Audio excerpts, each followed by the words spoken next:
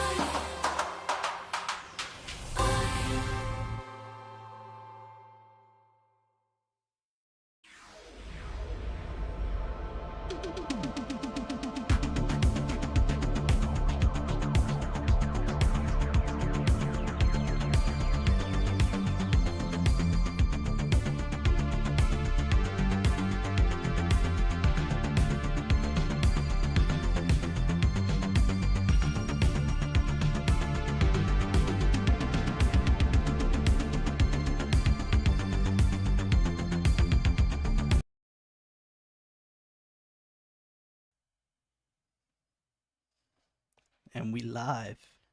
Hey guys, welcome back. It's been a minute. For our episodes to continue, we're back on track. Eddie returned safely from his vacation. So before we introduce you, our guest, I'd like to talk a couple of things right up front. So welcome back, episode number 147 of GhettoRig. Please like, subscribe, all that good stuff. You already know. Quick word about our sponsors, Vitality Wellness Center and UFC Gym Largo. We got some news. I'm not going to say what it is, but there's another cool news coming within the next couple of months. We'll reveal that then. But stay We tuned for can that. we can Uh, technically reveal it. We nah, we're can not reveal it. saying this. I mean, Not we yet. tell Not yet. people about it. Not yet. Let everything go through. They signed the lease this week. Oh, okay. Good. So there's a couple of things that come in the pipeline. We'll mention this a little bit later. And then again, our official sponsors, we wouldn't be able to do this without them. Vitality Wellness Center, UFC Gym Largo. Please like, subscribe, all that. And AKA shout out Aussie. yeah, shut up, Ozzy. I want to introduce a good friend of ours. At this point, he became super close with us. Corey, welcome to GhettoRig podcast. Now we know you really well, but people do not know you. So please tell us a little bit about yourself, whatever you like to do, or to talk about, and then we'll go from there. Well, my name is Corey Mogenberg. I'm a professional MMA fighter. Brown belt in Brazilian Jiu-Jitsu. Wrestled through school and college from Iowa. Basically, what more do you want me to say? What was your first martial arts that you started practicing? Wrestling. I started Wrestling? Started wrestling. At what age? I think it was 6. 6 years old. Yes. Try moving that microphone a little bit closer. Hey to guys, you. give us There a you go. thumbs up in the chat if you can hear Appreciate Corey well. If not, we'll bump up his microphone and whatnot. Yeah. So we'll take care of that for you guys. But yeah, so you wrestled in when did it start? How old were you? I was like 6. Started wrestling. 6. Wrestling through school. And then you were 6. You wrestled. Then how old were you when you kind of started transitioning to the other things? Well, I was actually in high school, and I used to be like a shy, timid kid. So I used to hide in the bathrooms, like, during lunch. So I had no friends. And then one day I heard they were doing MMA at this party. So I decided to go to the party, and I met someone, ended up being my best friend, ended up being my head coach, and he like changed my life. But from there, he said show up the next day, and we lift weights and do kickboxing. Well, what do you mean they were doing MMA at the party? Like I heard there was fighters there, and they had a coach there. So I Ah, had showed up, and I had introduced to somebody, and we ended up hanging out through the night. And I was still, I was probably like, a sophomore in high school. You know what I mean? So I was young. so like 13, 14 at this point. Yeah. So he's letting me drink. We're doing shots. We're hanging out. You know what I mean? Allegedly, allegedly, Yeah. allegedly. Oh, we definitely were. But from there we showed up the next day, and we started to bond and lift, and and he ended up being like a father figure because I grew up without a father. My mother, so because that's at age of 8, my dad went to prison. My dad went to prison. My mom moved to Florida, so I was raised with my grandparents, and they weren't really supportive ever than in wrestling or anything. So when I started to have someone that believed in me and like coming to my duels and Yeah, yeah, things, I started to do good, and because of him, I had a full scholarship to wrestle at William Penn University. Nice. Thanks to them, you know what I mean? And then from So, there, you kind of met him at like a perfect time where like at this point, like as a teenager your testosterone levels are shooting through the roof. This is like kind of make it or break it time. You're either gonna become a you know a member of society or you're just gonna be a delinquent. So he kind of like got there in the right time. yeah, he definitely, he's changed me from, a path I could have took for sure. You know what I mean? I didn't really have anywhere to go. So after high school, my grandparents kind of told me, "You're gone. We can go find a place to live." And he basically said, "Hey man, if you want, you can come sleep on my couch." And that's where it all started. Where I was going to William Penn and going, and he would always make sure I had food and had gas when I go to And that's school. university. Yeah, William Penn. Okay. So it's about 20 minutes from town. So I live in a small town called Ottumwa, Iowa, and there's nothing. There's nothing there. So what is it called again? Ottumwa, Iowa. How far away is It it does from? sound like the from middle here? of nowhere. Yeah, it's in the middle of nowhere. It's like an hour and a half, 2 hours Des Moines, and the same like to Iowa City. So guys, just to give you an idea, Iowa itself, the state, Des Moines is the biggest city, and that's basically it. Like Iowa has a lot of like a lot of hiking and bunch of shit because it's very close to that area of mountains and pretty hiking, pretty countryside. But there's not much there besides Des Moines, Yeah, right? wrestling. Yeah, wrestling. Yeah, and wrestling. Yeah, I always because Is that what you guys had to do out there? Yeah, It's like, all right, Yeah, let's wrestle. in cornfields. You know what I mean? so Iowa doesn't even have a football team like a national football team. They do have a collegiate team, which is Yeah, Hawkeyes, yeah. and it's big. Like people watch Hawkeyes like we watch football. You know what I mean? They're like big into the college football. It's kind of like Georgia has their Bulldogs. You know what I mean? Georgia doesn't have a football team either. So Iowa is like that. So everywhere they go, they're always wearing their Hawkeyes gear. It doesn't matter whether the team is playing or not. Like they're all geared up and whatever. I didn't know So yeah. So you ended up doing the wrestling at the university. And then And then one day I was they were sleeping on his couch, and he's like, "Hey man, you want to fight this weekend?" And I'm like, "No." And he's like, "Well, you need the money, man." And it was like $300 or $400 under the table because the athletic commission wasn't involved when I started. So all the amateurs are just throwing knees and elbows to the head, and there's not, I mean, you basically just show up and you're getting paid on the table to fight. You know what I mean? I had some of them literally in the middle of a VFW. You know what I mean?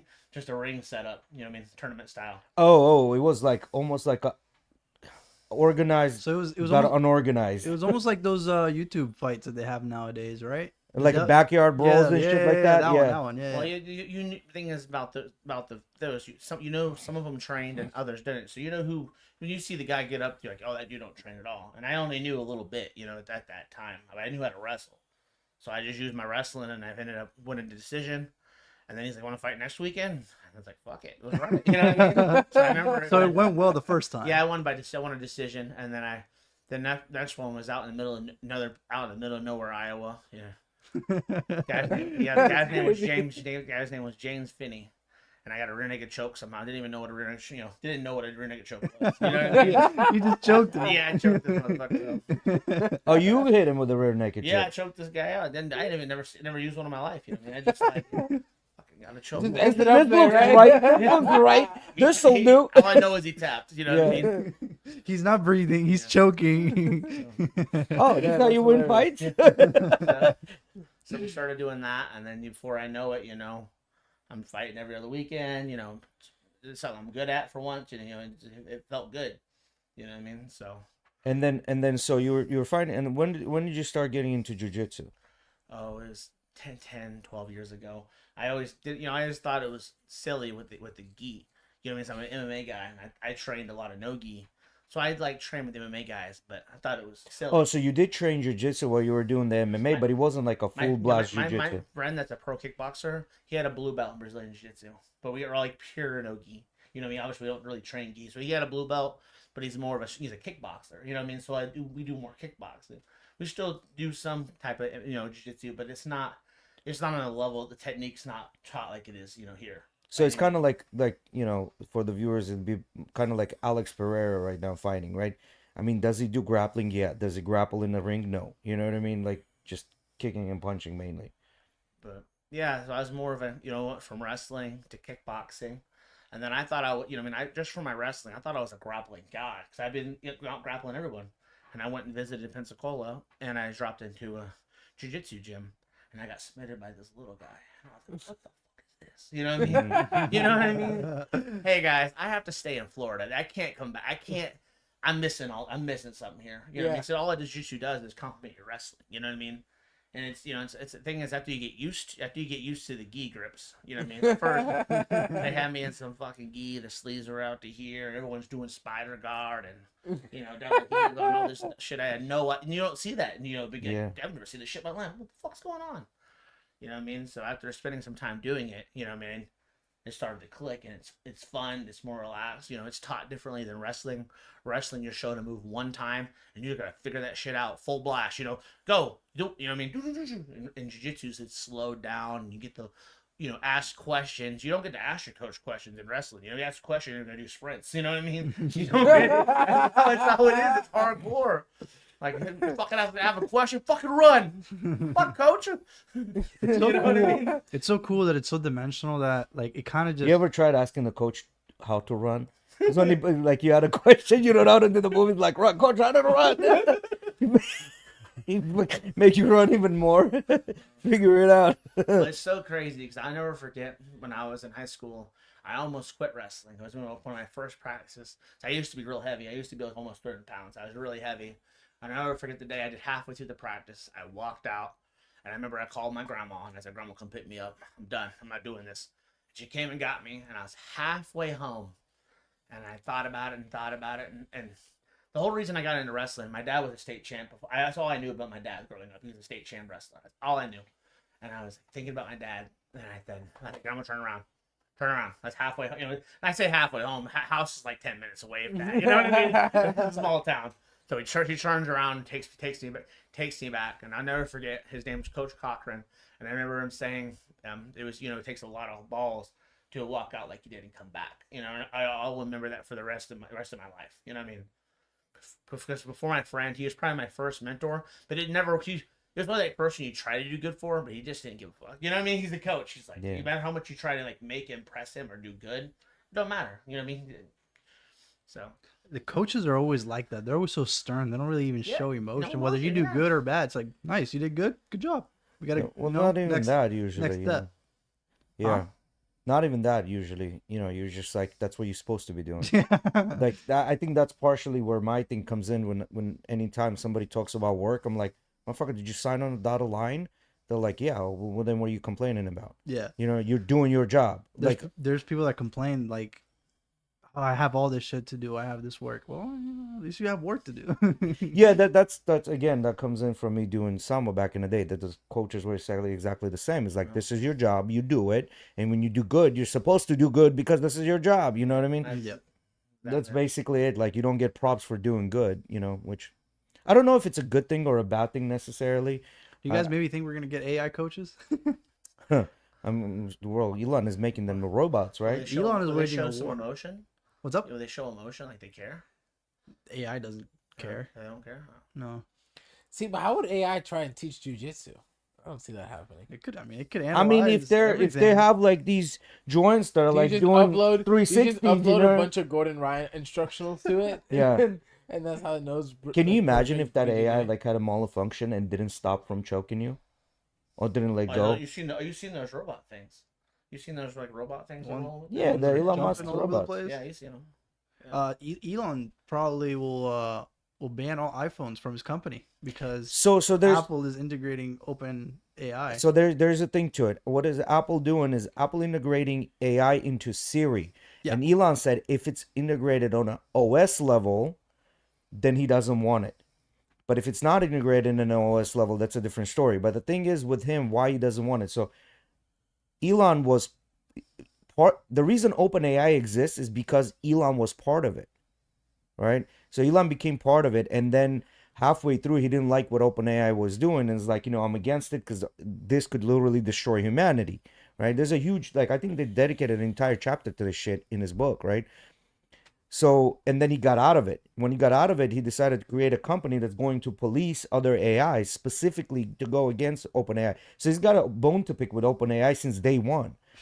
You know what I mean? Yeah. So this was just another thing where he's like, I'm gonna ban OpenAI by companies, and if it's part of OS, customers that come into the Tesla factory, they're gonna have to hand their iPhones.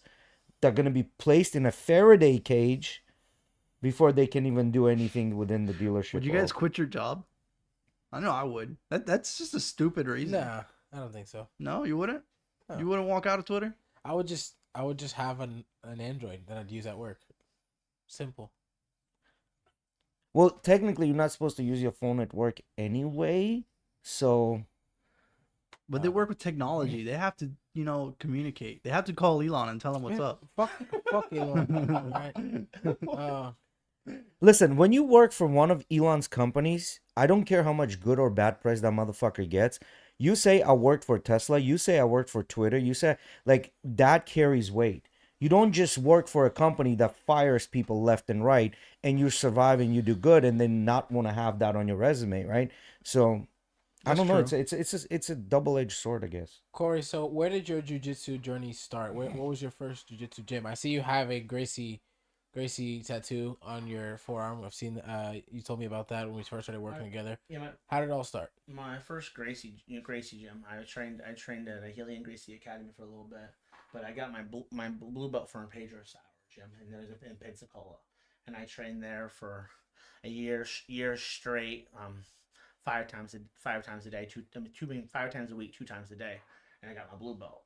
When I got my blue belt, I was married and I went to a kickboxing class somewhere, and I came back to class, and they told me I trained outside the circle, so I could no longer train there. So then I hopped gyms from. And then you just were stuck with the tattoo after that. Well, yeah, and then he will tell you. You had gotten the tattoo way before any of that happened, I assume. Oh right? yeah, like I said, I thought I was a grappling god before I went and tried jiu-jitsu. I had some submissions. I had a belly down arm bar, and I've learned just over doing MMA. I knew some jiu-jitsu stuff. So I thought I was a grappling god, you know what I mean? And then I went and did jiu-jitsu school, and I was like, I better hide this fucking tattoo for right now. You know what I mean? Because wrestling only gets you so far. Yeah. But then from there, I hopped around gyms for years, and I was a blue belt for 5.5, 6 years, and then finally, you know what I mean? Because, you're basically a trader, you know what I mean? That's what you are. So. Hey Eddie. And So let me ask you about that. Let me ask you about hopping gyms, because something similar has happened to me, to a couple of other my friends that I know. We're loyal to one gym, working out, and then some things didn't work out, differences of opinion, and you end up leaving the gym, right? And a lot of times in jiu-jitsu, a lot of the guys are they're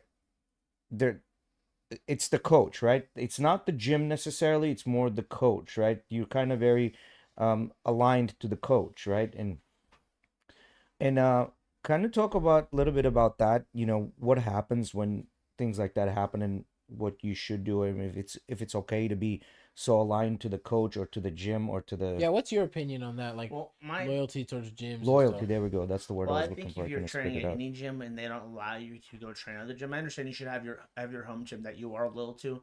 But if your gym doesn't allow you to train outside your circle, because because they have secret moves, or they like, you're training at a sissy gym. I'm so sorry, but it's the truth. You know what I mean? Like if your gym doesn't allow drop-ins, there's probably something behind it. You know what I mean? They think their Right. system is flawed. That's for sure. So, and you've seen gyms like that don't allow drop-ins, that you have to become a member and all that? There's so many that it's crazy. Like the other day, I trained all kinds of gyms. I went to visit a gym, and what they tell me, I asked them how much their drop-in fee is, what their monthly was, and they're like, well, that depends on how much your down payment is. I'm like, what? What are we talking about here? Can I just drop it in your gym and pay a drop-in fee? You know what I mean? So That's all crazy. gym, their contracts, they want to lock you in a contract so you can't leave. You know what I mean? So it's, to me, it's terrible. It's terrible business. I think you should be able to not have to lock in for a 12-month, like you're buying something Yeah. to train somewhere. That's crazy. And the gyms are very expensive. Like in our area, to find a gym that's sub $150, very difficult, extremely difficult. And if There's it is, nothing and that's if it is up like to- $140 or something like that, you're talking about a gym that's going to provide you limited access. limited In the sense where access, you can only and go a couple times a week and things like that. or you got to pay for an entire year to get that $140. Right. Right. Right. Yeah, most gyms you're gonna pay at least 100 for two times a week. That's 2 times a week. Well, you're lucky if you pay 100 for 2 times a And week. then you're That's gonna usually pay up to 120, 130. Yeah. And you'll pay up to 200 for at least to 150, 200 for a limited. You know, that's why UFC Gym Largo is such a great it's such a great deal. I can't do it without laughing. If I ain't on the clock, I don't know what it is. So let me tell you, the reason I asked you this, because little bird, I get birds that talk to me. You know what I mean? You get birds? Are you Yeah, schizophrenic? birds. They talk to me, bro. The birds talk to me. So Did you get that checked out? yeah. Doctor said it's okay. You're a trustworthy person, so birds trust you. All right, Snow White. Yeah. Dr. Doolittle over It's here. not Snow White. What was the other one? The birds talk to Snow White. I never watched Snow She sang White. to the whole forest. All right, well then call me Snow White. And So the 7 gnomes or dwarfs. He's one of the door. That's what he is. Nah, birds didn't talk to dwarfs though, right? No, you're Snow White in this. There you go. Thank you. In this story that we're making, you're That's Snow right. White. I'm Snow White. So what the birds The tell Snow you? White of dwarves. Yeah. Yeah, that's it. So You're just a dwarf version of Snow So- White. this person I know, a friend of mine, used to train in a gym, and he was tasked with an idea to train. And this is a very shy guy that has a heavy accent. At times has hard time speaking English. Very good, but very shy, right? And then he was told to coach the class. They were dropping people from out of state. They were visiting. There was a bunch of white belts, new white belts there, and it's like I don't think I want to teach, you know. And coach pretty much kicked him out of the gym in front of everyone for not wanting to teach. That is terrible. That is absolutely awful. You know what I mean? And that kind of lit a fire. And I think what's going to happen, I think it's going to be a domino effect with all the other guys that were friends with this guy and they saw how he was treated in a place that you're supposed to kind of think like this is a, let's call it safe space. This is where you come in. This is a brotherhood, like a family. And they're treating one of you like shit, you know? And I think it's going to be a domino effect of a bunch of higher belts leaving that gym because of that, you know? I think it's so weird to see because I haven't myself trained at a traditional jiu-jitsu gym. I've been a part of a couple of martial arts gyms already, but I haven't gone to a jiu-jitsu gym. But from what I've heard, I think it's crazy how common, from what it sounds like to me, that a lot of some people who run these gyms are very emotional about with their gym goers and how they act and what they say and what they do and like they run like a dictatorship in there. Yeah, because I think back in the day there were not a lot of black belts. Now you have a bunch of black belts. Some of them deserve their black belts, some of them do not. And these black belts, they go out there on their own and open their own gyms, right? And what they Or do, fake ones like Corey found the fake ones. Yeah, he's so mad. He messaged me personally. I forget. I can't get the name off the top of my head, but definitely a fake black belt. Running around so the gym. I want you to talk about that, but let me. So what happens? You get a bunch of black belts, and how do you recruit people to your brand new gym that you open? You go to the place where you started, and you know people. You're trying to poach them, right? So a lot of the coaches are very, very upset about that, which is understandable. These coaches' students, but now when you're starting to kick people out of your gym for stupid reasons because you're having a little child tantrum, now that's where it's fucked up. You know what I mean? So anyway, but. Real quick before we move on to fake black belts, when you have a gym, I think that if you are solid with your product and you provide a good service, you shouldn't worry. Yeah. About there's always enough bread for everyone. That's the way I always look at it. Yeah, because see business. that you're right about that, and it all depends on a coach. So if the coach has to be a people's person, if you're not a people's person, then you're just not gonna retain students. You have to be a people's person. You know what I mean? And I think that's like the more than. But yeah, tell us about this fake black belt. Oh, this is legit. The black belt. Is it a legit fake black No, belt? he's legit, 100% fucking fake. Like he just opened a new gym in Clearwater area. I don't remember the name. Like I don't remember. I'd tell. But I was eating food on my fucking break right next to the Philly place, and this dude walks in. And he's like, "Oh, you own the UFC gym?" And I'm like, "No, I work there. I'm gonna be one of the coaches." He's like, "Cool, man. I forget what he told me the fucking purple belt, blah blah blah. I feel good teaching. I always open the gym and all this. And he's like, cool, you should drop in and drop me out, drop in sometime. I'm like, fuck, cool, man. I might actually drop in for you. So he adds me on Instagram. So anyway, I like to look people up. So I looked this dude up. When I look him up, I find that he's not legit. Like the gym, they found it because he gave me a fake name. They look up the name. Like Ozzy looks up because it's this LOC license to find the name on the business. You guys did a whole investigation. Oh fuck yeah! On this guy. We found this motherfucker. So you look him up. Boom! I pull him up. He's like, I think he's like 1 in 3 as an amateur. You know what I mean? And you know what I mean? He's not a black belt, but the thing is, how I found out he's a black belt because how he posted. Because he told me a purple belt. We found his website of the gym, and on there it says black belt under whatever, blah blah blah. And I'm like, this motherfucker told me he's a fucking purple belt, but he feels okay to teach. So I fucking went on his fucking found his went on a review and wrote a review. I'm like, where'd you get black belt under? Question mark. So he's like, he messaged me personally, please take that down, man. I'm a karate black belt. I'm like, bro, now you're a karate black belt? Shut the fuck up. So the thing is, the gym doesn't teach karate, it teaches jiu-jitsu. So you're a jiu-jitsu gym, but you were gonna advertise your karate black belt. What sense does the fuck does that make? Please, someone explain that to me. But Yeah. Make sure your It's instructor funny. has good creds. It's funny, we hear Zen like say to people how kids can get their black belt, and that's like like almost like a thing where they can basically go and open a business, right? As a black belt, you can go open a gym, and it's funny, like you think about people faking their degrees for college and stuff like that to go and do stuff. Like I remember a couple years back, there was one of these politicians got outed for like all the bullshit that he put on his resume that he actually never had any of those degrees or anything like that. It's funny people doing that with jujitsu too, like just faking. There was a show where the guy was like, he's like, yeah, they denied my degree. It's like, yeah, but I thought you had a degree from Columbia. Yeah, apparently now, I need to go get a degree from United States.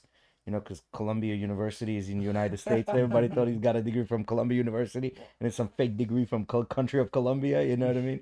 I mean, sometimes it's not even fake though. Sometimes people really have degrees, they just don't translate. Like if you do a medicine degree in Cuba, it doesn't translate to here. No, this was an American person that had a Columbia degree. Have you seen the hospitals in Cuba, money? What hospitals? That's Bro, I remember when I That's drove someone's by. backyard. when we got They to- just spray a little bit of bleach When on we it. got to Mariel, the city that Emily's from, and they're like, "Yeah, that's the hospital," and I was like, "That looks like the hospital from The Walking Dead." Like that shit was just abandoned. Yeah, they don't look good. They reuse gloves. They probably reuse needles as well. Oh my god. So just to return back to the point is here that there's so many black belts now. I think what's gonna happen to the jiu-jitsu industry, hopefully it doesn't, they're gonna start selling belts, kind of like what they do for karate, taekwondo, and all of those things. Well, you say you go to other gyms. There's different levels of black belts. There's your hobbyist. There's your competitor. There's like your professional athlete. So they're all different levels. Like I've been to several gyms at black belt, and it's okay when you're not as good or just a black belt because you can be a good teacher but not be able to roll. You know what I mean? Or you're just more of a self-defense black belt. You know what I mean? So there's different levels, but I appreciate the ones that are like, hey, they don't like try to show like there's something they're not. Like they're like, yeah, I'm a black belt, but I'm just a hobbyist. So I am, they understand they're gonna get tapped. Well, which most people are. Most people do this. Like they have either other jobs. People that usually become black belts and they stick in a gym and they don't open their own gym is usually because they're like they have other jobs. This is just their escape, right? Like this is what they do for themselves, and they go out there. They have their black belt. They don't necessarily compete. I haven't competed, and most of the time when competitions were coming, the reason being because overtrained, got injured, and now you can't compete, right? So, I've gotten to get my purple belt without competing. Does it make me a purple belt? Maybe. Does it not make me a purple belt? Maybe. You know what I mean? But there's a whole story behind my purple belt too. So, which Well, the mats don't lie, and you can roll. You're a legit purple belt.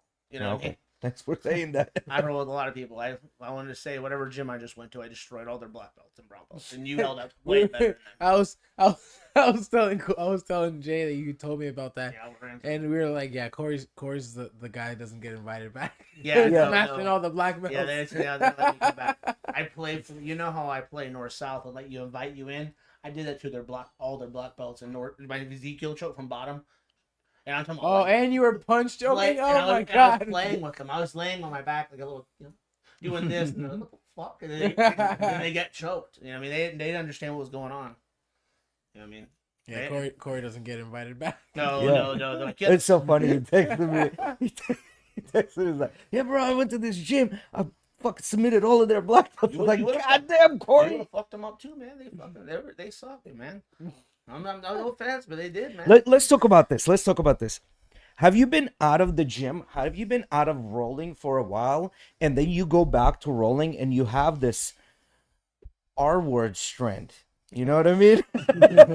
You have this R-word strength that doesn't when you look back 2-3 weeks ago, you weren't doing these moves. Now you're doing these moves and it goes smooth. Like, why do you think that is? Why do you think that happens? Well, you walk. I think you walk back in the gym with an ego, like not today, motherfucker. You know what I mean? So you would let shit fly. You think you come in with a chip on your shoulder? Yeah, You've man, been like, you're gonna give it a little extra. Yeah, and then you relax a little bit, and you're like, oh yeah, you can tap me, you can play with that, but you come in, you're like, let me get this fucking sub, you know what I mean? Yeah. You're ripping everything, feel strong as shit. It's like, hey, you're using all your strength. No, I'm not. You know what I mean? Yeah. I feel good. You know what I mean? And then the next day you're all sore. Yeah, I haven't felt like this in a while. You know? I've noticed I still get sore from jujitsu, but it's like almost a soreness that I've gotten used to. It's In a sense where the it's like- soreness I get now is like 2 hours after when the rigor mortis sets in. My That's when I get fingers that. the next day. Is That's what's when I worse get for that me. like I can't wake up move. and I'm like, I have to like slowly crunch them open. Yeah. After gi days.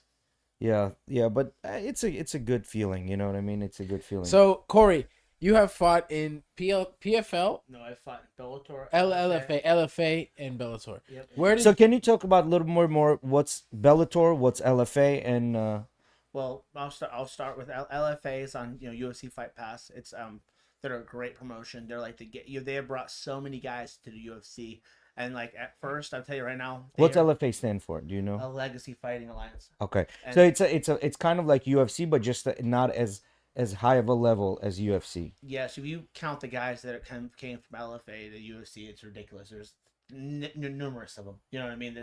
If you follow the LFA page, you're like every week they're like the guys that are all fighting, they all came up through the LFA. So fighting on the LFA card, you could it's the gateway to the UFC. Absolutely, it's probably to me one of the best promotions out of the UFC. So are you considered at that point when you're fighting for LFA? Are you considered at this point a pro when you're fighting on their like main cards? They do a couple amateur, but they're mostly pro. They have some amateurs on the prelims, but yes, it's all pro. Okay, so LFA. Then what you said, Bellator? Bellator, and fighting for Bellator. Obviously it's almost like the experience is like the UFC. You bring out a whole week, man.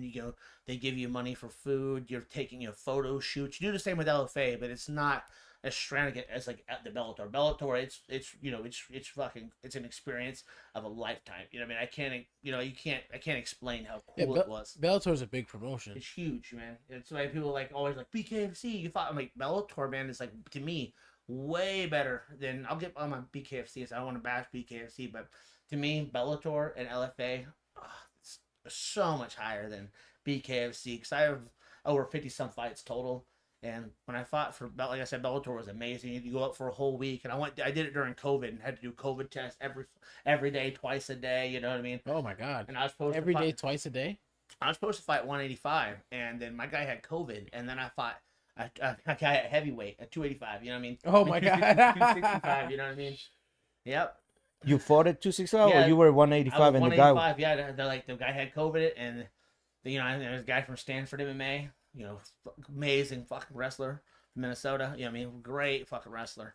But yeah, you should have still like you. They're like that guy looks small. Fucking yoked. I'm like, really? And after the fight, like, what am I supposed to tell you? I'm like you're bigger than him. I'm like, no, I'm not. No, the fuck, I'm not. You know what I mean? They're trying to like pump you up. Yeah. And then just to give you an that's idea, crazy. guys, like even 10 pounds of weight, that's a lot. That's a lot when you're fighting in some sort of a striking game. It's a lot. Even in jiu-jitsu, 10 pounds is a lot. You kind of have to know your way around it. Like if you're good at jiu-jitsu, you can deal with it. But if you are at the same level, like the guy that's heavier is gonna win most likely. But then from Bellator to BKFC, to me they're growing fast, but I feel like they're growing too fast because like the hotel and the whole experience. I've had amateur fights, no offense to the company or anything, that treated me better and ran better. It was all hit and miss. Or like, it's time for the fight. Like, you have 15 minutes, free go. I'm like, okay. So we start hitting. Time to go, walk. I'm like, what's going on here? Like, you know what I mean? It was so weird of how they run things. You know what I mean? It's just. I remember you telling me your experience. It's like an with KFC organized was a little chaos. weird. Yeah, I wouldn't say it's not organized at all. Like even the guy I was gonna fucking fight, I didn't know who. It didn't, he didn't know who he was. Had no stats on the motherfucker. You know what I mean? Then it's like I'm doing media for the day before it, and how I'm doing media. It said some random hotel. Like, usually you go somewhere and they have a whole production team. Yeah, this is a way better setup than what BKFC has by far. So I had to do a media. And they're like, BKFC, contact us. We'll teach you how to do this. Yeah. so they have me You in can some. send Miggy over. They Yeah. have me in some shabby room. Consultation fees coming up. And this guy's giving me this interview, and he's a weird motherfucker. And there's a bed sit here, it's like a porn scene about to happen. You know what I mean? I'm like, God. It was. Corey's like, what are the cameras in the corners for? Yeah. Well, if you think about it, he had to invite some girls in there to do do the media too. But during this time, I was like, I find out the dude's 6'5" and he's 29-1 as a boxer out of Cuba. I'm like, oh, like, did you know that? I'm like, no, but I do now. You know what I mean? Thanks, guys. You know what I mean? So you didn't even get to like actually prepare for. No, I had no. We had no. I knew going into it that I was told from the get go how they run shit, especially in Miami. You know what I mean? They're gonna they don't want to tell you I'm fighting this imaginary dude they're bringing in, you know what I mean, and find out he's 6'5". It don't. At the end of the day, it don't matter who the fuck he was. I was gonna fight him no matter what. I've been doing this too long to give a fuck how tall you are, what your experience is. We step in the fucking ring, cage, whatever. We're gonna fucking fight. And then if you're better than me, so be it. You know what I mean? I've been doing this long enough that I'm cool with doing my best I can. And if you're better than me, so be it. You know what I mean? I'm cool with that. Weight don't fucking matter. Size don't matter. Let's just bang. You know what I mean? Let's do it. Let's have fun. You know what I mean? No pun intended. Let's just bang. Yeah. In that room. Yeah. And not in that room. That dude would have got down. I'm telling you, he wanted to shake my hand a little too much. Yeah. In a Theo Von voice, get you one of them dogs. Well, bro. I didn't mention this. He seriously had herpes on his fucking lip. Dead ass. He had some really bad herpes on his lip, and it was just like hard not to stare at it. Like, for real, it was really fucking bad, dude. And that's why I didn't want to touch this motherfucker. He's like, thanks, thanks for that. Like, bro, please don't fucking touch me. Don't try to hug me, motherfucker. I swear to God, and people I was with, they're like, you really like Shu? And I was like, man, they're like, So, walk us through your first. I want to hear your first amateur fight. That one that you did back in the day with when you were sleeping on the couch of your friend and he came to you. And then what was your first pro fight like? So what was your first amateur? Well, the amateur fight, I really can't say I remember it. I just know I went out and I knew how to shoot a fucking double leg and I took him down and got side control. I was like, fuck, we're here. What do I do now? They're like, knee. And I just like fucking repetitively fucking kneed. Then we get back up and I'm like, oh shit, like, take him down again. Take him down again. I knew no fucking idea what was going on. So this guy literally, he was a National Guard guy. His name was Derek Johnson. And he had bruises like down both his sides. And he just laid out, after the fight. You know what I mean? So I won a decision, but his fucking, I never forget his sides all welted up. And I will say, like, before I get to my first pro fight, I guess my fight that was like, to me, it was like the toughest for me is when I fought for our first MMA title. And that was Roy Moore.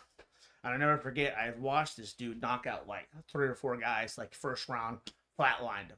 I remember dude kept talking shit. He like called me out. So I fought 70, 85, 205, and 265. So dude was talking shit because his whole team, I've trained in this little shed. But anyway, I remember the music plays. I'm sitting there. The whole fucking song goes. I guess my friend's like, fucking go! And pushes me. So I was do the walkout right. And I remember I was just like, I just had a adrenaline dump or whatever. I'm sitting there like, fuck. So we touched gloves, and then I ended up submitting him in like 43 seconds. But in my mind, I was like, fuck, I'm about to get knocked out in front of my friends. My mother only came to like 3 of my fucking fights ever in my life, so she came to this one fucking fight.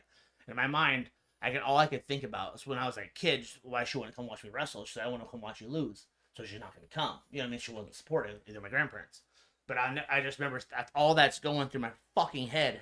Then the fight's over, so I submit him with a straight ankle lock, and I'm like, you just fucking won, and I'm like, what? How? Like, it's just that it happened so fast. Can we pull? Is there any videos that you think we could pull up that aren't like directly through one of these promotions that's not copyrighted, so we can show some of these guys like a video you may have? Like, what's the fight that you might show? Go on his Insta. Yeah, we can go on his Instagram. That's fine. Go on his Insta. He probably has all my highlights. Yeah, so that was still you fighting amateur. My first pro fight, I was 25 and Monster 5 MMA as an amateur, right? So I thought I was good, man. I believe in my craft. I believe that I knew how to grapple. STA. And my first pro fight ended up being against Brendan Allen, who's in the UFC. He's in the top fucking 5 probably right now. Yeah. He's a bad motherfucker. Yeah. He was a purple belt that time. But in my mind, he had only had like 2 or 3 fights. And then he had 1 pro fight. And I was like, I'm going to kill this bitch. Fuck this guy. You won't have the experience I have. You can't handle me. God damn, did I find out. How I got slit up. I remember that's the first time I was cut. Switch Instagram account. See if you can switch. Slicing elbows to mount from mount. And he cut me. He cut me real fucking good. I wasn't hurt. Like demorally. I was like, what the fuck just happened? You know what I mean? But I've been doing jiu-jitsu a little bit with Achille and Gracie when it happened, but he was a good purple belt. I wanted to fight him again, and that was out in Louisiana for World Fighting Championships. I'll never forget that though. The dude's a killer though. He's a bad motherfucker. You said that was your first pro? Yeah, first pro fight was against Brendan Allen, and I'll never forget. I followed his whole career from him winning a world title. He went from LFA. So he's one of the ones I'm saying. He won a world title LFA, and then from there, went into the UFC. Mm. And I remember I watched him try to fight for that title twice because he went to a decision 5-round and just slowly missed it. And I remember she's probably heard alone too how many times I fucking talked about Brown, like Brown, following every fight he fights, follow his whole career. Ready for him to be a UFC champion, Yeah. So I'm like, I fought that guy. So he won that. How Yeah. did he win, by decision? When he fought me, Mhm. no, he fucking whooped my ass in the first round. Bad. He's a fucking elbow. You can pull that up, man. You know how fucked up my face was that day. I've never bled like that in my life. You know what I mean? I blood just down my whole. Oh, did they stop the fight? Is that Yeah, what it they was? stopped. I was taking a beating. Yeah. I'll never forget. Is this the fight or no? No, this is some LFA. I don't know. You're big here. How much are you weight? That- What's your weight here? That was heavy. That was 265. Okay, so you're fighting in heavyweight on this one. Yeah, right there. Yes. With Oh, man. With the Kimura, yes. That dude actually, sadly enough, rest in peace. He actually killed himself. Oh shit! Yeah, day after that, he actually overdosed. Oh That damn! guy did. Yes. Overdosed on. Pills or something. I don't know. I just seen the comments. I couldn't understand he had died, but he killed. Oh, damn. Partied or something like that, and he had ended up. Yeah, off of because talking about that, like right now, that's a big thing now. Is actually one of the the Pawn Stars, that show. Pawn Pawn Stars? Stars. Yeah, the show. Yes. Yeah, so the son passed away from fentanyl overdose Oh, I didn't even know. because he was out partying and he just ended up like getting a bad batch It could have been. and that was that. It could have been something just like Yeah, that. because like it's pretty big, and like remember a couple of years back they were like advertising oxytocin, not oxytocin. What am I talking about? The Oxycodone? oxycodone. They were handing them out like pills. That's when I was freaking like 190. I do 265. Look how big that motherfucker is. Yeah, he's tall too. He's fucking huge. He's a big guy. And this was in LFA. No, this was Bellator. Us were in South Dakota. Mm. Oh, this is Bellator. Yeah, this is Bellator as well. Mm-hmm. And did you end up winning this fight or No, no? he fucking. I was doing good striking, and I thought I could wrestle him, and then I grabbed him and found the fuck out. I was this close to heel hooking him. I was this close. I needed two things, and I had to be. I literally had his legs entangled. I just needed to change my fucking grip. He broke his fucking hand on my head at least. So if I could have like survived that last little round, Oh, you did break his hand. he on broke your- his fucking hand. You should have seen his wrist. It was back in his form. His shit was Sheesh. fucked. So I was like, if I would have survived that next round, you would have been fucked. He was really. I will say he was a great guy. I went and drank with him all night after. Super cool guy. He had his shit all casted the fuck up. You know what I mean? That's Super crazy. cool. I will say everyone I've fought has been really cool, but Brendan Allen was a dick. He was a fucking dick. He was a dick. Oh, like, yeah, I was like trying to shake his fucking hand. He's like, "That's what you get, motherfucker." And you gotta understand. I took this fight to fight him on like a couple weeks' notice. You know what I mean? Fight fell out, and I took the fucking fight and drove from fucking Iowa all the way there to fight this dude. You know what I mean? And I didn't have my normal corners. I have some people I fucking been training a couple weeks, and dropped in and fight him. And he could have just shook my hand, been the better man, and we could have moved on with the motherfucking day. Well, why is it being a better man? I mean, you just fought a guy that just took a fucking time notice. Yeah. It's not like he prepared for you. It's not like any Trust of me, it. I personally matched him and talked a bunch of shit trying to get a rematch with that motherfucker. Like he'd be like, "What do you say?" Like I'm probably gonna talk on Instagram if he somehow hears this. Like, you son of a bitch. He's reached out. He has his own fight promotion now. He's offered me to like come out there and fight on his promotion several times. But it's always against his guys that are from Kill Cliff. I'm like, let me look this guy up. He's Brendan Allen fighting. He's in Brendan Allen's corner. I'm like, that dude's probably a bad motherfucker. No thanks, buddy. Thanks though. Thanks though. I'm glad you went your sparring. Your buddy trying to give your buddy a good But fight. even if they get you to go fight, you still would need some sort of a camp at the Oh. minimum 3 months Yeah. to get back in shape and like do your thing. Yeah, it takes about 3 months to actually get you in shape. Actually, yep. Right on. Yeah, and then the older you get with time, it's it's going to be probably even longer to get back in shape. So you almost have to like train for half a year, you know, at the minimum, just to get back to that fighting Yeah, level. at this point, you got to be training at all times, especially being pro. You can't just be good at one thing. Back in the day when I started, you could just know how to wrestle and and make make it work. So I never forget when I first started, I was just a wrestler, and then my seventh fight, this dude was a real another state qualifier, very good. Name was Sean Atwaters, and I couldn't out grapple him, and he kept beating me in the scrambles, and I was like, I've never been out wrestled, Mhm. so I'm like, the fuck do I do? He's like, feint the shot and throw the overhand, boom, it hits him. He gets fucking nose starts to bleed, and I just look in the corner, like fucking on him. I've never hurt no one with my hands before, Yeah. so I didn't know what to fucking do.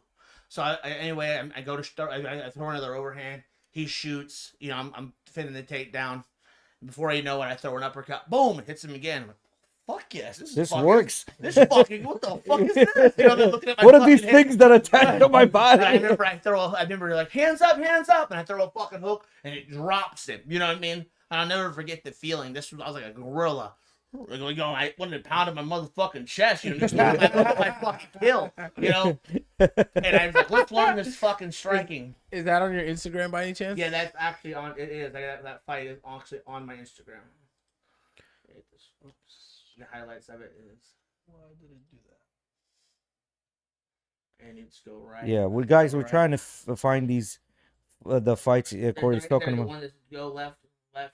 There. That's it. That's Sean. I fought Sean Atwaters. Obviously, it's amateur, so you can't. The quality's not great. Yeah. So this is. Are you I'm blasting due to the it? left. I'm due to the left. Here in a minute, I'm talking about. I throw this. Who's filming? Some random person. I forget who at the time. Yeah. They're like, he's kicking at me. Yeah, watch. Oh, what? Yeah. So Right here is going to be the punch. When I just get out the cage, right here, I'm gonna hit him.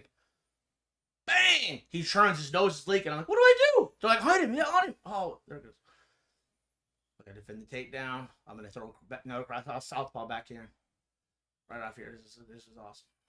yeah. So Right here. Boom! Right now he's gonna shoot and get an uppercut.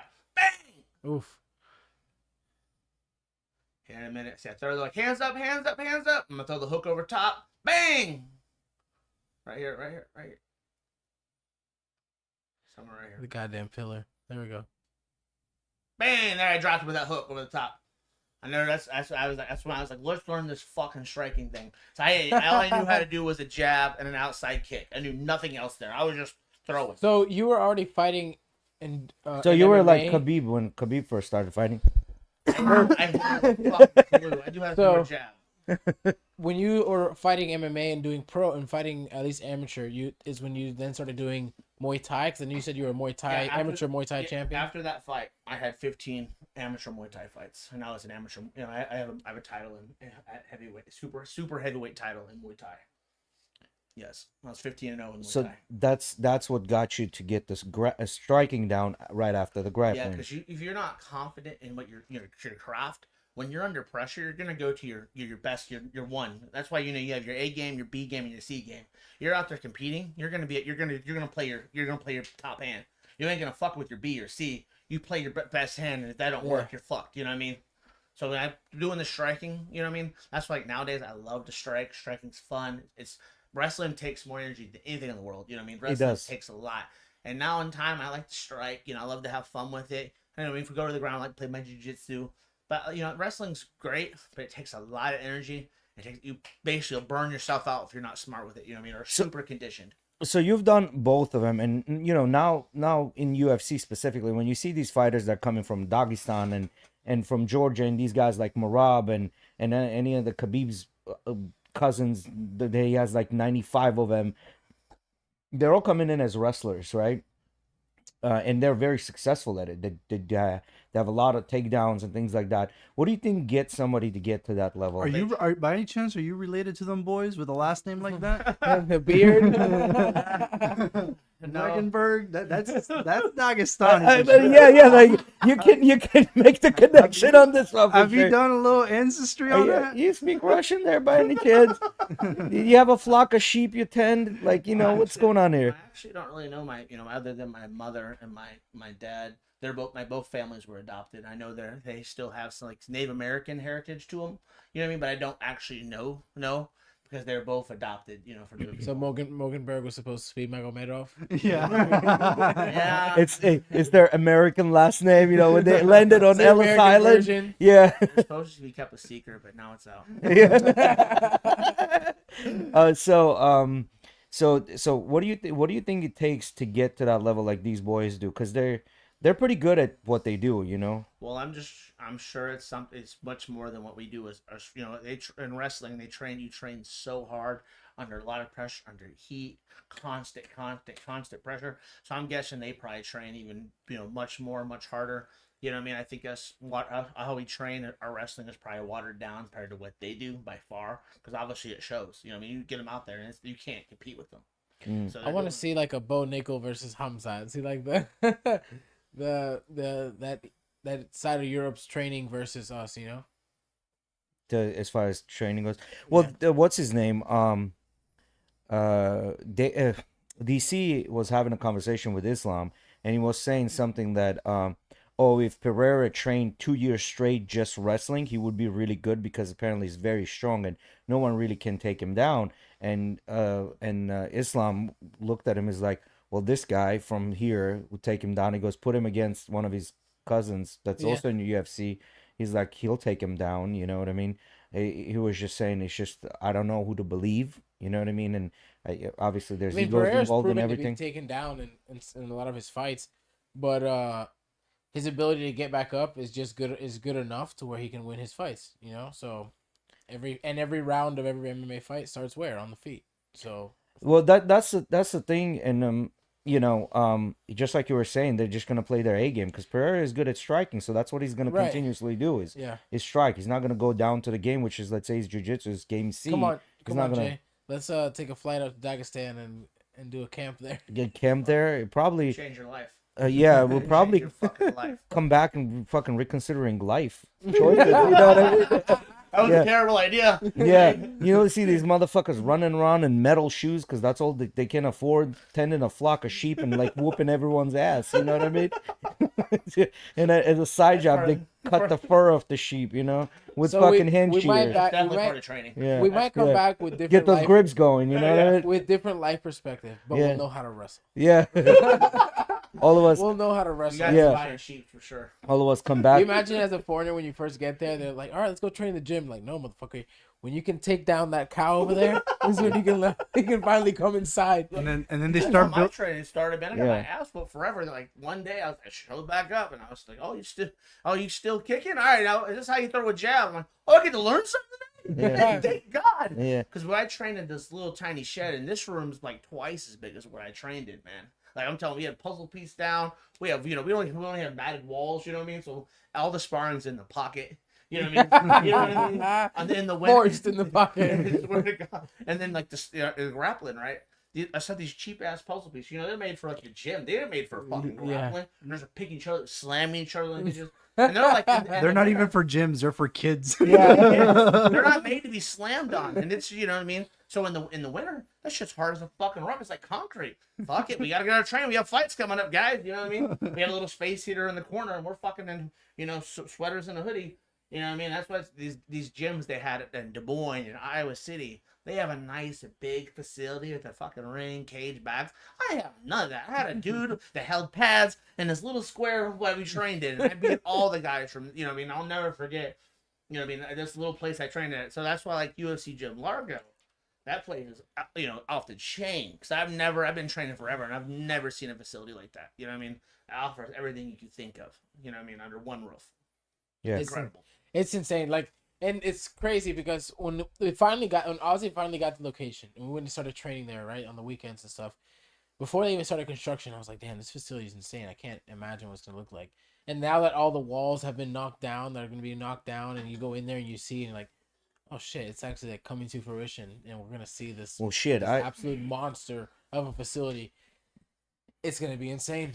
Allegedly, OSHA, don't get involved in this, but I did hop on that floor scraper. I did use it to scrape some of the floors. Florida OSHA here. Yeah, I did the little machine. It's Yeah. kind of fun. I hated it, but it was fun at the same time. I mean, it's the best job to have when you're doing that. Scraping the floors. Hell yeah, you're sitting on the machine. Yeah, the problem was I couldn't. I'd much rather not sit on that machine and have somebody else do it, but I couldn't do it because my foot was all jacked. So, I tried pulling them off the ground, and I was like, "Yep, I can't." How was stand your it." ankle, by the way? It's getting better. It was just inflammation, which means it was an injury. I just don't know how I fucking got it. But it was just random out of nowhere. So, but it's better. It's still Jiu-jitsu has seemed annoying. to just cause you always just have some kind of constant injury.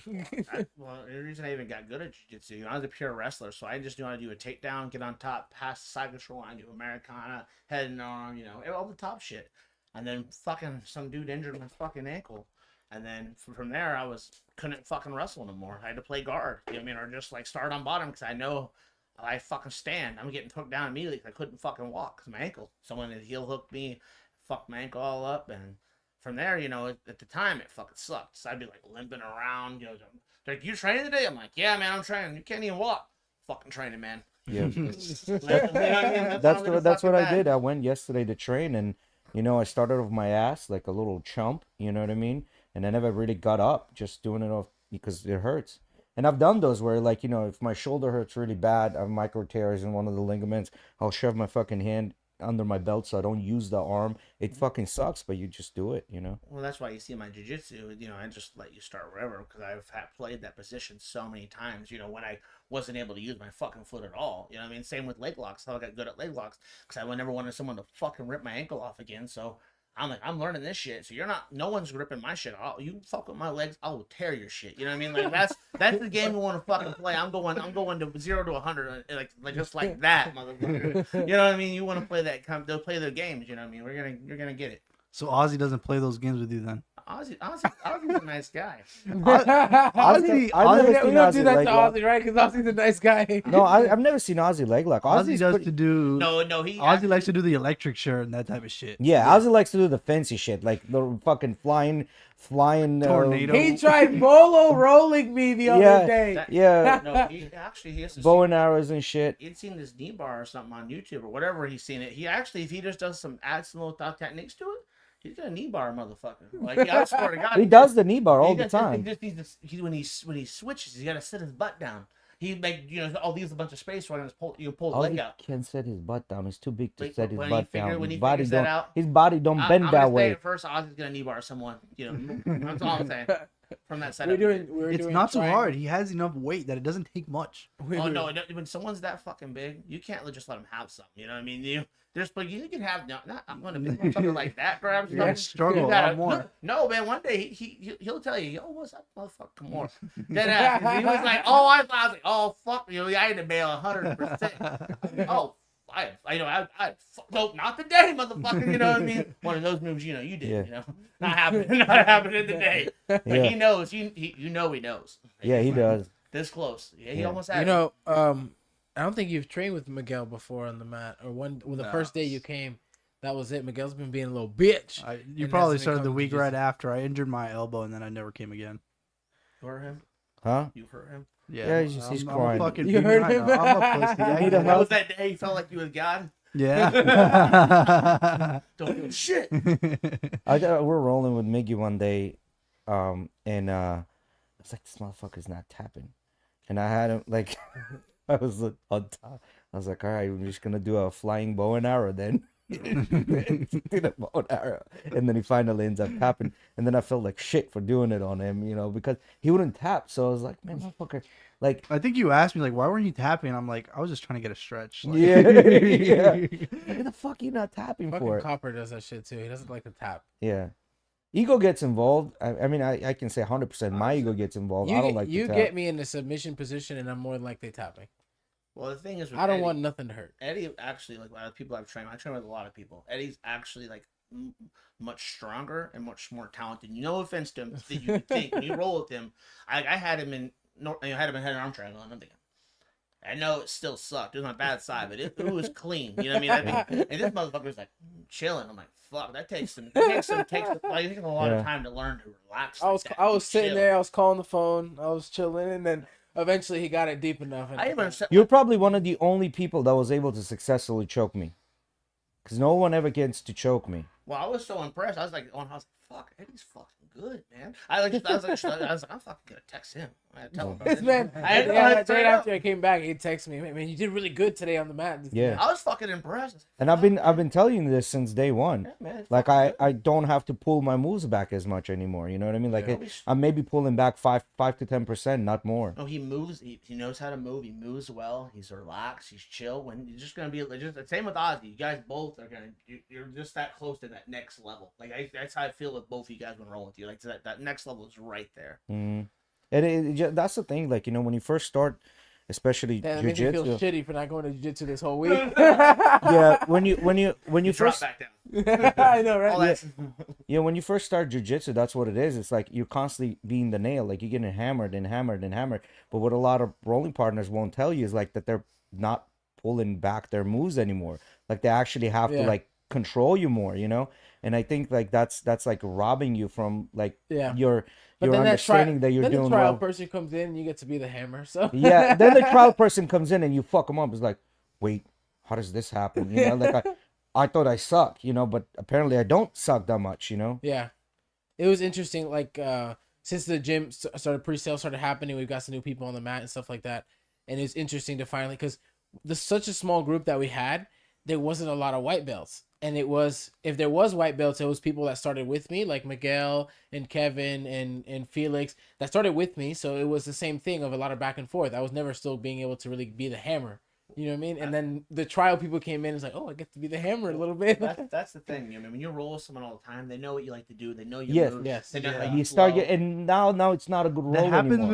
with me, and even just regular sports like basketball. Even if somebody's better, like Rodolfo's so much better than me, but because I play with him so much, I know what moves he's gonna go, so I kind of predict. See, I think it can be a little bit more boring in roles because you kind of know what's gonna happen. But you know what I do like It helps you is it helps you learn insane amounts. Like for example, Jay is extremely good at knee shield and half guard, from what I've noticed, right? But when he pulls half, extremely good. And so I can never get past his fucking knee shield unless he fucking gives up on it. Eventually, he's like, all right, this is boring, right? I can never, if he doesn't want me to, I don't get past his knee You shield. can. I can show you. But no, so I have a few techniques that I always try, and he always shuts them down. Because I've asked Felix at times when he's doing classes how to get past knee shield, and he's showing me a bunch of half guard passes involving knee shield.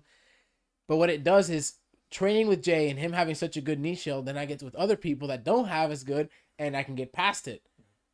It helps. Yeah. Well, that's when you roll with someone new. They have no idea what you know. I mean, you're rolling with them, and you're like, "What the fuck?" You know, you have superpowers. You don't know Yeah. what this guy's powers are. Yeah. That's like when I went to the other gyms. They have no fucking idea what's about to happen. You know what I? You know what Yeah, I mean? and They have no fucking idea. And I'm like, I'm a fucking kitten. You find that fun, and you find that fun, don't you? this is You this find is that fun. I find it very enjoyable because you should have seen how big this motherfucker was. Big, yoked dude. And I'm like, can I go with the big guy? Like, all passive. Can I roll with him? They don't know I'm a fucking professional athlete or train or anything. They don't know me. I just act all. Corey walks in blasting Katy Perry and shit. Well, This is fucking. that's the thing. What I've discovered, like if you don't know someone, I usually will start very passive with them. I'll let them have the grips. That like right there, the way they grab you, they'll tell me right there how they like to fight right off the bat. And then I was like, okay, this is your game, and we're not gonna play that then. You know, then halfway through the roll, I stop playing their fucking game, and that's when it starts throwing them off balance. Like, why is this not working? Because I'm not playing your fucking game. That's why. Well, that's jiu-jitsu, man. Yeah. You set the rules. You set the pace. You make I it love happen how that. you want it to do. Yeah. I love that. That's the thing. And just like yesterday when I went in, some kid came back, you know, he's a blue belt with a couple of stripes on. He's like, hey man, I've been back about 8 months. I was like, all right, cool. So I kind of know, you gave me the story, so I kind of know where you at. And, you know, of course I would pass, but then I wouldn't singe him down. I wouldn't keep him in my side control, let him slip out. And then the last 2 minutes, I was like, all right, well, I played your game for 4 or 5 minutes now. Now it's my turn to kind of do something. I you love know? getting that variety also of like, for example, rolling with any people that are brand new or any of the girls, and like rolling with them and knowing what it's like to be that kind of person with the power and handing it over constantly. I feel like that's such a good thing to do, and also roll with you guys, the higher belts, that I'm fucking cinched down the whole time and stuff. I will say with anyone, if you've never rolled with women or girls, especially if if you don't understand, they move differently. They do. They do move way differently. Especially at a younger age. It has to be the balls. The balls don't get in the way. You know what I mean? At the younger age, the girls are much smarter than the dudes. And so you go to these jiu-jitsu tournaments, and I love watching the little girls whoop on all the guys. You know? Plus, the testosterone hasn't kicked in, right? So there's no that brute force is not there. It's literally technique against technique. They just learn faster. Man. Yeah. They're not as smart. You know I mean, that's the truth. Women are smarter at a younger age. Yeah, They move different. women are just in general smarter than men. Like, on average, women are smarter than men across the board, IQ, whatever. But just like, you said, the girls move way, way differently. And nothing, like, nothing impresses me more than a girl, like, that's trying to, let's say, I have a half guard on, and she's, like, actually trying to move and get out of it. And she's doing pretty good. Like, they're actually doing things right. Did you ever get to meet John and Erica? No. Oh man, Erica is a fucking Erica's beast. super fucking good. I watched her rolling with Jay, and it's like watching an instructional. Yeah. That's a blue belt. My first. Not a lot of people can bolo on me, and this girl boloed on me. Well, I rolled with some badass bitch that was a pro belt, and I'm telling you right now, if I wasn't bigger, stronger, she would have choked me the fuck out. I was like, I'm sorry, but I'm gonna have to use everything I have to get out of this right now. Like, no technique, just you know. Yeah. And then I'm like, I'm never coming back into your guard again. I'm sorry. Fuck that. And that's the thing a lot of times with girls. Like, that's what I've noticed it too. Like, a lot of the girls have the technique down packed. You know what I mean? The only thing that's the difference now is the brute force. Strength, it's just not there. Yeah. So. But yeah. But I like and dislike rolling with girls, because a lot of times I have to be very, and I think I don't know how to manage my strength yet. So yeah, that happens sometimes in the sense It's where like, it's either I'm not given anything, no strength, but then I feel like I'm robbing them off the roll. Exactly. And then So when when they you add do the a little strength, bit, it's yeah. too much. You know what I mean? I get I don't that know same. where to manage that. I just communicate. Like I rolled with Jess a bunch now, and I just ask her like, oh, like did I do that too much? She's like, no, you're good. And so, okay, if you say I'm good, and I'm at least being conscious about it and trying to be. The thing is with it, when you're rolling with someone that's not as good as you, be boy or girl, you kind of just play a game with it. Like when I roll with Jess, my whole game is just to find a way to get to her back. I get back, I'm like, yes, I got back, because she moves so well, just escaping. She's quick, yeah. So, Well, she's also like this skinny, so it's very but hard she's to hang really on to her. quick Yeah. and agile. She's fast. to get her back flat to the mat. You know what I mean? That's what. Then I'm like, fuck. Yeah, I call her Jessica Rabbit because this girl runs around like that's all she does is just running around. If you get someone's back that moves like that, someone my size that don't move, it's. You know what I mean? That's the whole game. I'm like, I know someone my size. I want the back. I'm getting the back immediately. So I'm running my own little drill and my own little game with myself. Same with someone that is not as good as you. You have this one move you're working on. So the whole time I'm just trying to hit that move. That's my BC game. I'm playing with it. You know what I mean? Yeah. If the dude starts winning, I'm like, Anytime back to my A game. You know what I mean? Anytime I'm grappling with one of you guys usually pull guard, and so I have to play pass. I have to try and pass and try and play top. You guys usually sweep me, whatever. But anytime I'm rolling with someone else, I usually sit down and play guard. And because I never get to play close guard. I have short ass fucking legs. And so I only get close guard usually on people that aren't experienced. And so that's what I play. I try and play close guard and get submissions from there.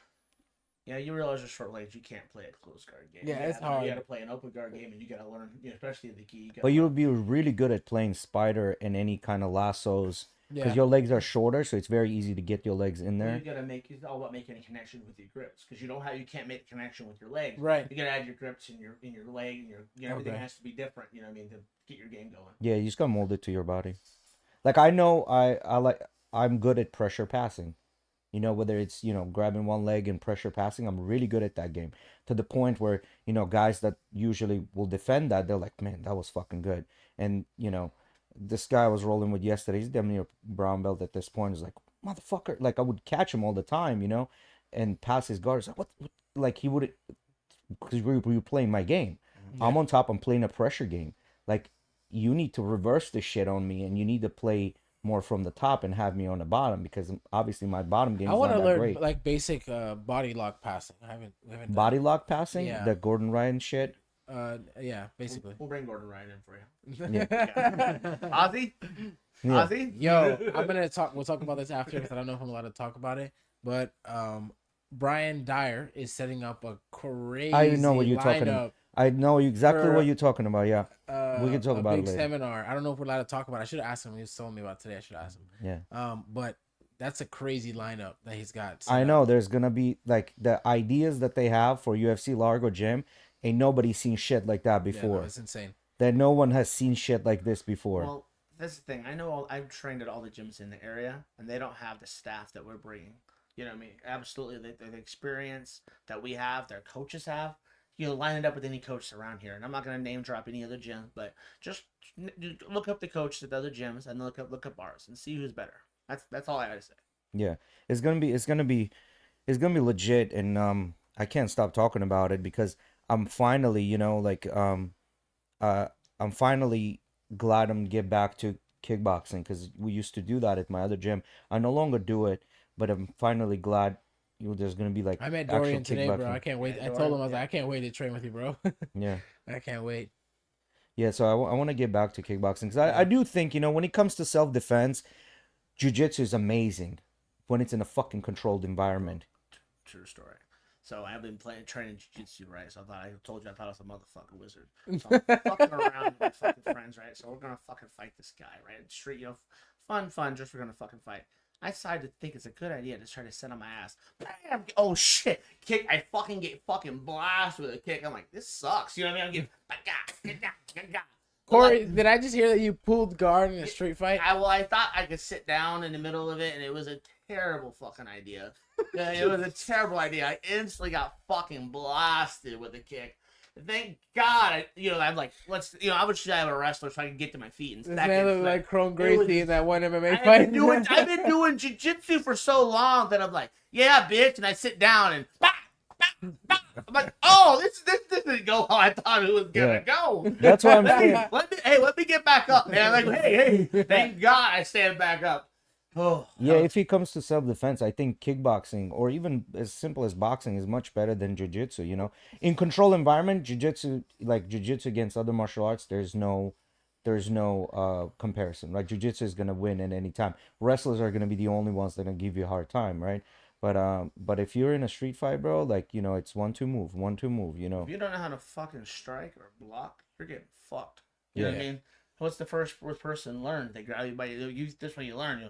No person don't train. They're gonna grab you by your neck with your left hand and they're gonna strike you as many times as the right. That's what's gonna happen. If they don't train, that's the first thing that happens. If they fucking start putting their setup and they start fucking slipping and shit, you better know how to fucking fight because this dude does. You know what I mean? You start seeing some shit. You're like, hey, look, you trained before? You know what I mean? Hey. I forgot what comedian it was, but he has a joke about like, if you're gonna fight an Asian dude and he starts stretching, you better like maybe have a conversation with yourself. Have you ever seen that reel of this kid? Is this white kid and he's about to fight this cholo kid, right? And this guy just like starts stretching and stuff, and then he gets into this like this stance, like a very wide karate stance, and he's like just kind of like creeping on the guy, and then the guy does something, and he's like, wham! What's the fuck going on? He was so confused. Yeah, he didn't know what the fuck was going on. Yeah, there's just it is what it is, One of my always like first thoughts of like if I have to interact with someone that squares up with me is to leg kick the shit out of them. I have another story, guys. So anyway, I've been training this Muay Thai, right? So I thought I could fucking kick, you know what I mean? So we're out partying, we're fucking drinking, right? There's dudes talking shit. I'm like, I'm gonna kick this motherfucking deep stride, right? I'm wearing these straight leg jeans, right?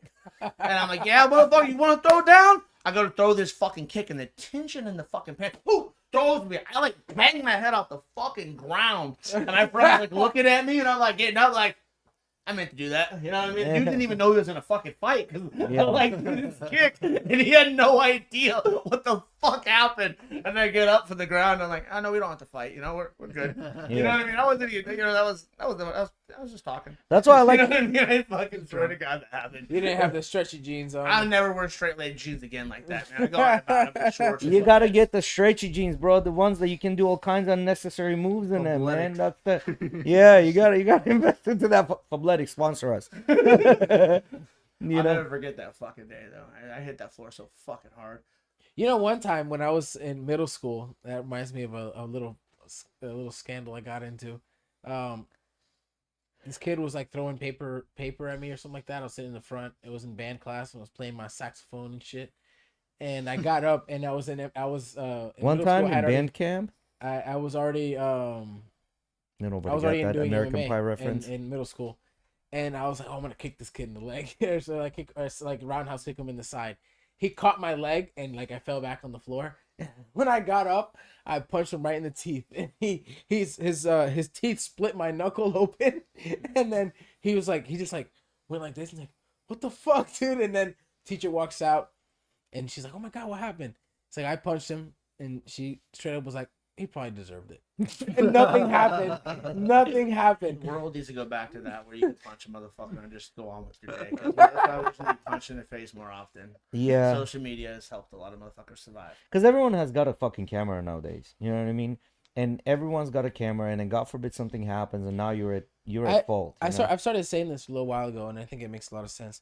I think those who talk like a lot on in social media and then have the balls to talk like that in real life too, because now it's gotten to the point where these people are saying that shit in real life. Just and I was just thinking about like, man, you've never been punched in your fucking nose. Mhm. You've never you've never felt that feeling of getting hit right in your fucking And face. this and Man. this You this don't know I- what that is. this idea of like, man, when I see red, you can't stop me, has gotten even worse love now. that. You know, like is even worse. Like a lot of people don't realize, like, you know how many of those you that see red I see in a gym because you come in here thinking you know how to fight, and the next thing you know, you fold it into a fucking Like- pretzel. You know, like That's what like that kid that was working with us. I won't say his name, but that's what he was. That's what he was like. It was nice getting to submit a person like that. That's like, and you're sitting on the bottom, Oh yeah, chilling. they're doing everything they can to Yeah. try to hurt you, and they have no fucking idea what's going on. yeah, they don't know. That's why They don't know. They have no clue, especially when it comes to striking, grappling. It's all the same thing. I think grappling is one of those that really hits hard though. Like when you first go on the mat for the first time, because maybe you've taken a boxing class before. Most people by the time they're adults have probably taken a boxing class before, and they feel like they can box and they feel like they can knock a motherfucker out. And then, yeah, like I think I can choke someone. And then you get on the mat and you're like, oh shit, like I'm just a water balloon. Like I can't do nothing. Well, it's the same thing striking. It just, I mean, us are just much nicer to each other striking because I don't want to knock you the fuck out. You know what I mean? Grappling, I can choke you and you get the tap. Yeah. You know what I mean? The striking, like, Everyone goes home okay. Yeah. You know, So so the- you that hard, you're gonna go home and cry to your mother. You know what I mean? You know what's funny part when you get somebody new like that, and they're just like, because usually what the rounds are 5 to 6 minutes. That's a lot. If you've never done anything like that, that's Oh a my lot. God. And they're 100%. They'll go 100% Ask first Miggy 2 about it. minutes. The first few times he regurgitated on the mat in front of Well, I us. throw up all the time, dude. I do it all the time. It's just I don't know what it is. It's just I get a Adrenaline lot dump. of like Adrenaline exhaustion dump. and all that shit just goes up. Adrenaline dump. That's what it Well, you is. guys don't even know how to breathe. Same with striking and grappling. You hold your breath. So Yeah. eventually, you Well, get I actually fucking found tired. out that I think I may have a broken nose from when I was a kid, because I saw this video where this guy was like, "Yeah, I didn't know I had a broken nose. I have a lot of movement on the front of my nose, and when I lift it up, I can breathe better." And I did that, and I can breathe better when I lift my nose. Yeah, that's not necessarily broken. It's just might have a deviated septum. Yeah. No, I can breathe better if I lift my nose. I don't think Yeah. I've ever had a broken nose. But anyway, what I'm saying is like first 2 minutes, they'll go at it 100%, and then you see the hope leaving their face. You know what I mean? Like you can see it in their eyes. The hope is leaving their body because they like now they gave it all, and there's nothing left in a gas tank My anymore. favorite part was like, And they know that you still got it. that day I grappled with this kid, and I remember I had talked to Jay about a class beforehand because I had drilled with him. I didn't roll with him, but I had drilled with him. And this kid was fucking squeezing the shit out of me during drills and like going 80% strength when we were drilling, like yanking my arm and shit. We were doing arm bars from guard. And I tried telling him like, hey, let's just do positional like roll, like where I'll let you get my side control. When I escape, we go back to side control. Let's just do that. No, let's roll. Like, dude, let's just do positional. No, man, I want to roll. And I was like, okay, okay.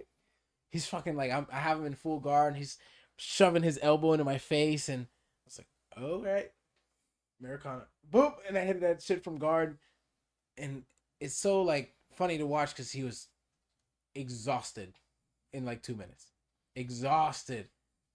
Yeah, they have nothing left in a gas tank, and then, as I said, hope leaves their face. You It's can nice to see it in be- their face, like Yeah. it's just gone. And then you roll with somebody like Corey, you roll with somebody that's been doing this for a while, and they keep coming and keep coming and keep coming. At that point, you have to employ the other strategies, like, yeah, I'm getting tired, but that motherfucker's getting tired too. And let's just hope he's getting more tired than I am. You know what I mean? And you just keep going. You're like, that's what it is. That's know, the I bottom never- line. sometimes it comes across my brain, especially because I'm a bigger guy, and so when people get me in side control and I'm on bottom, I really feel that shit. It's not an easy position for me. I sometimes I almost prefer mount so I can go for a deep half than side control. And side control. Whoops, I lost my point. Side control is a bitch. Side control when you're Yeah. inside, when somebody's got you on a side and they know what the fuck they're doing, I think side control is probably worse than a mount, in my opinion. I don't To know. me personally, it just depends on your skills, how you what your game is. Well, you do this fucking side control magic. I don't know. You need to pick your brain on this one. I do queso Tommy, and other things. You know, man. But yeah, you just lost me at queso. I Yeah. don't know what that is. The only queso I know that goes on chips in Qdoba and Sandwiches. and and sandwiches. You know, that's the only queso I know. But it comes from judo, though. yeah. You see it a lot in judo. You know what I mean? yeah, and then our You guys seen they're doing no gi judo? I That's haven't just seen pretty that. badass. I think so. They're doing haven't no seen gi that. judo, and I remember I saw They have it. to do something because the sport is dying. Even though I think that's one of the best grappling sports in the world. You know, judo. It takes skill, man. You don't just become good at judo. Well, the thing is, I've rolled with guys that are like, really good judo guys, like, went to the Olympic trials and stuff, and they're a black belt. And as soon as they start making grips, I'm like, fuck this shit. I'm just gonna sit down. You can't throw me, bitch. You know what I mean? Yeah. Throw me if you want. I'm sitting on the floor now. You know what I mean? Because you have to have all these for the most judo. You gotta have this grip and that grip and this grip, and then you gotta set up and I'm And like, the grips are perfect because you got to get it within a millimeter of perfection to get the So- right grip. You So know. I'm just gonna sit the fuck down. You know what I mean? So I'm just saying that takes Yeah. it away real quick. I've never been to this. Thankfully, I've not been thrown. But if I was gonna get thrown, I'd rather sit down anyway. Because if you don't know how to fucking break fall, you are getting fucked up. You if get getting thrown. fucked big. Like it's worse. I mean, shooting and picking up and dumping you is nice compared to what the fucking that judo throw. Oh, you get fucking thrown through the fucking air on your back. You get Every time you fucked watch judo videos, it's just like, all right, we do this, and then when he whips the guy, whap on on the mat, Yeah. just their legs smacking the mat to break fall. It's called ippon, 4 points. If they hit you and you're full on your back Your and they're still shoulders, yeah. standing, that's called ippon. The fight's over. You know that you won. But that's the thing. So this was very strange to me, you know, because back home when we trained, the training would start with a little bit of acrobatics, and like you would do the little flips off your head, like you put your head down on the ground and you just flip up onto your feet, that and rolls and stuff like that, which we do, and then part of the warm up was breaking fall. You did breaking fall every fucking warm up, whether it was side fall, whether it was back fall. Like you did that, so it became a second fucking nature. And judo, Right? judo. Sambo, Oh, which sambo, is sambo, yep. yeah. But here we don't do that, and to me that's crazy because we are dealing with a sport that technically has throws, and when you're in a competition, you start Standing. standing. Yeah, You know, it's so like- there's a possibility of a throw there. You know what I mean? Well, it depends on what kind of gym you go to. If you go to like a moderate style jiu-jitsu gym that's old school, you're gonna learn how to break fall. Yeah. Especially if they do most guys they have like I've ever trained. I've usually a judo black belt, jiu-jitsu black belt. So you're learning your basic throws and learning how to break fall. Mm, You know what I mean? And I think everyone should know how to break fall. Like MMA guys, most of them do not know how to break fall. They ain't getting shown that. You know what I mean? That's not part of the repertoire. You know what I Yeah. mean? But the MMA is a different kind of a game, right? Like when it comes to MMA, like you can't pull a half, like you can't just pull a half guard and just fucking lay there. You're getting punched in the face. Yeah. You know what I mean? So it's a different kind of jiu-jitsu when it comes to MMA. So Absolutely, you're using really basic Brazilian jiu-jitsu off the get-go for sure. You ain't gonna do anything fancy. Because I'm sure what's the first thing I'm doing on my back? Making sure I'm not getting fucking hit. You know what I mean? 'Cause Yeah. You can't only take so many elbows or punches to the face before you're like, fuck this jiu-jitsu shit. Let's stand back up somehow, please. Please sign us up, ref. You know Yeah. what I mean? Yeah. and that's the thing. Like I don't know who said that. I think it was Bruce Lee that said that. Don't be afraid of a man that knows 10,000 moves. Be afraid of a man that's done the same move 10,000 times. You Yeah. know what I mean? So, and that's the bottom line. You know, like the basic moves of jiu-jitsu in MMA. If you do them enough, for an average person that you're fighting, if you've done 10 moves a million times, you're gonna be much better than them. You're gonna win fights. I think 3 months of training, you can beat most of the people off the street. Three months of actually training and putting time into it. Yeah. Not just half-assed it. Actually take some time to Yeah. get yourself. 3 months, yeah, I think. 3 It's a months. I good- mean, Even what was even it? 1 month, They even used at to- 1 month, They you'll be able. they used to say, what was it, 6 months of jiu-jitsu training, you'd be 80% of the population. I think more than that. I think you probably at 95%. Well, no, jiu-jitsu has gotten more popular, so I would say close to 90 at this point, if not a little bit, maybe more than 90%. I think 90% you will I not don't know. have. It's a superpower. I just What, know you give me jiu-jitsu? 3 months with anybody, they're gonna be ready to beat someone's fucking ass. You know? Yeah, I know that. Yeah, because you learn how to move, you learn how to breathe. You've never been in a conflict. To me, when it was first time that I was going against this wrestler, even though he was a white belt, he was a big dude, big black guy, probably 6'4", 200 plus pounds, like 230, 240 pounds, big dude, jacked, not flabby, but jacked, and he was a wrestler. And I was going at him, and he wanted to do stand up. I was like, all right, let's go to stand up. And then halfway through, he started fucking dying. I was like, bro, what the fuck? I'm tired just like you are. Come on, let's go. You got this. I was hyping him up to continue going stand up. I was like, and that's when I knew I was like, all right, like, okay, this is working. You know what I mean? This is like, that was like the determining factor for me that, like, yeah, jujitsu works. It's not just a fucking, it's not just That was the best thing with jiu-jitsu ever for me. Like, I wrestled all through school. I was never the best wrestler, but I knew how to wrestle. So all my fucking friends, they teach high school wrestling now, or they even teach at the William Penn University now. And they, all my friends that were phenomenal wrestlers compared to me, state qualifiers, first, second, third, they're great. They come train with me, and I've been doing jiu-jitsu for a little bit, and I would strangle those motherfuckers. You know what I mean? They had no idea, and I was what's going on. Yeah. yeah, it was the best feeling ever. You know what I mean? The guys that bullied me, picked on me, or better than me, they're just gonna whoop my ass all day, my whole life in wrestling. They come into my world, little world I've been playing a little bit in, and I could just strangle them. You know So, what I mean? my first experience I've ever had was we went to competition. This was when I was still doing sambo. Went to a competition to another city, and this kid, and everyone was like, "Yeah, watch out for this kid because you're gonna go against him." And this kid would pull, he would do shit I've never seen before. I ended up losing that fight, right? Um, he just did things I didn't know. Later, I found out that this kid not only trained sambo, but he also trained wrestling. So he was using a lot of the wrestling moves within the sambo, it's like as far as like keeping control and things like that. So when you're introducing these moves that you've never seen before, don't even know how to deal with, it's very difficult. And when those guys come in and say, "Well, I see red, no one can stop me," motherfucker, you don't even know what's out there, what possibilities are out there, and possibilities are endless. You can't just come in and say, So "I got this," I remember the kid Chandler that came on the mat. He said he wrestled before, and I heard that he told me that before we rolled, and I was like, "Oh, you wrestled?" And I sat down, and then instantly you can see it in his face, like, Fuck, what do I do now? "What do I do?" Because this usually means it's over. Like Yeah. you on your back means it's over in my world. So what do I do now? Yeah. So Yeah, because our shit just starts when Yeah. you're on your back, Yeah. like the proverbial on your back. That's why That's most, when it was. most gyms, they don't do takedowns. They see it more safe, and they give you a false sense of security Mhm. by always starting on your butt.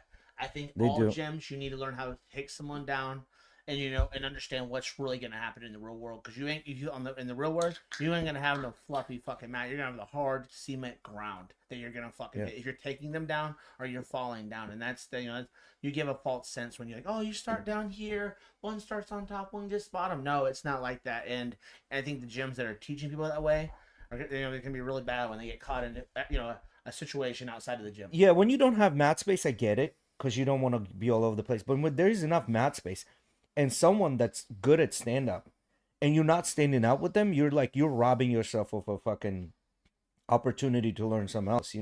Like at this gym that I go to, the kid that's a black belt, who's also used to be a wrestler.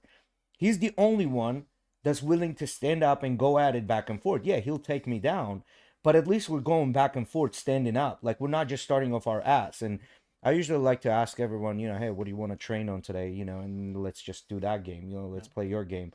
But he's the only one that'll stand up. And if you're not doing the stand up game, if somebody that does a good stand up game, you're not playing that, you're fucking robbing yourself an opportunity to learn something new. Especially in MMA, man. If you're doing striking, you're not allowing the person to do some grappling. Even if you're doing striking to a takedown and you let them back up or whatever, you got to indicate that grappling, or you're not helping yourself at all. Yeah, it's true, man. But bottom line, I'm glad this has introduced me to a lot of new people and a lot of new things. Like this taught me like that. Oh, I'm capable of more. You know what I mean? As far as like physically goes, like the perseverance and like being able to like be under pressure and terrible situations and still survive. Like when you're getting choked and you're not tapping, it's like, like getting out of it. Not a lot of people know what to do. They would just like flop like a fish and then just end up flopping themselves into a choke. Well, it doesn't just give you, self defense, and it changes people's lives. It gives them confidence and helps them, feel safe to be who they are, being express themselves. I used to be a shy, timid kid. Martial arts changed me for life, man. You know what I mean? I wouldn't be who I am today if it wasn't for mixed martial arts. I wouldn't be. Yeah, I think every man. For women, that's questionable. If they want to do it, that's fine, but if they don't want to do it, that's fine as well. But I think every guy should go through some sort of a martial art training at least once in their lifetime. It's a mandatory. I agree. For even if you're children, it's Yeah. amazing. Yeah. Alrighty, guys, we're gonna wrap up. I don't want to keep Corey out too long. Thanks for coming in, Corey. Again, guys, thank you. we've talked a I love lot. I didn't mention any of the sponsors. Again, it was an interesting conversation to have. Now you finally guys saw a professional fighter that's done a lot in his life with accolades, So Brown belt guys, Brazilian Jiu-Jitsu. yeah, and he's gonna be at UFC Gym Largo as a coach, Me and right? Corey are working the mall together tomorrow. Yeah, Yeah. early in the morning. Yeah. Absolutely. Yeah, if you want to come and meet him in person, either go to the mall, say hi, or or join the You gym. can always count up with the gym, man. Yeah. There's some great deals going on. Yes. Change your life. Yeah. Come check us out, guys. Yeah, thank you everyone. Thank you to our sponsors. Appreciate everyone in the chat. Thank Like, you again. subscribe. Thank you again to Corey for coming out.